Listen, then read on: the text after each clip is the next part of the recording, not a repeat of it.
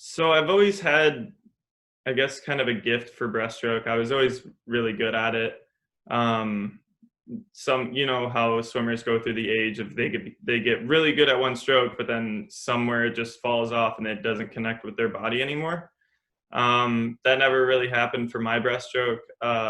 It just it's just how it went. Like I don't know when it happened, but I was good at it. It just made sense in my head. I knew how to move through the water with the stroke, and um, from then on, it just became tinkering with certain things. My favorite race to swim, I think, in short course. We're not talking long course because long course is terrible.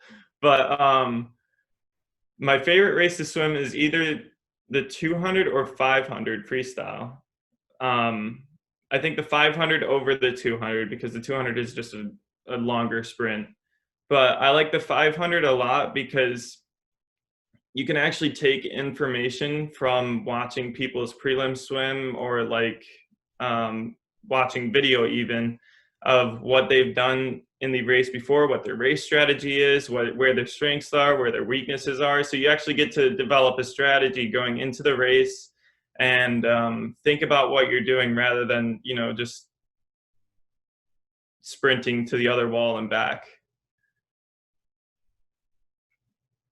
I like to think about what some of the older swimmers that I'm going to interview or some of the coaches that are going to come to this who had their own swimming careers at some point, how they're going to feel about this, just imagining what it was like. I mean, there's a whole set of people here, Devon, that are watching this video who came from an era where you found out about how people were doing by opening up on Monday mornings in the Detroit Free Press. Every Monday morning throughout the high school season, they printed the top 10.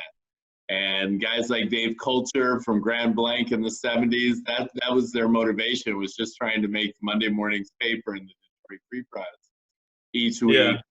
Now you've got guys that have a whole separate set of resources available to them and, changes the sport of swimming because the exposure can be so much different. And somebody could really immerse themselves in the sport in a totally different way because there's so much more available to them than has ever been the case, which is wild to think about. I mean, I love the insight from you to even get me to be thinking about, that's something that an older swimming guy wouldn't think about, that a young swimmer would be looking at a site sheet, seeing who's going to be at the meet, going to YouTube, finding his races and mentally preparing. You've done this, haven't you? Yeah. The most notable time was when I swam the 500 at the Horizon League Championships. Everybody's in the waiting room, figuring out what to do and all that stuff. But I was out watching the heat before us, the other top seeds. I was watching what they were doing. And I realized these two brothers from Milwaukee were going to be my closest competition. And so I realized they save pretty much all their energy until the last 75. They try to stay with people, but they save all their energy till the last 75.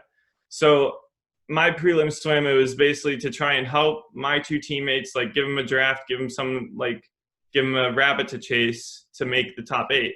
And I did my job, thankfully. I got 2 of my buddies in the top A final.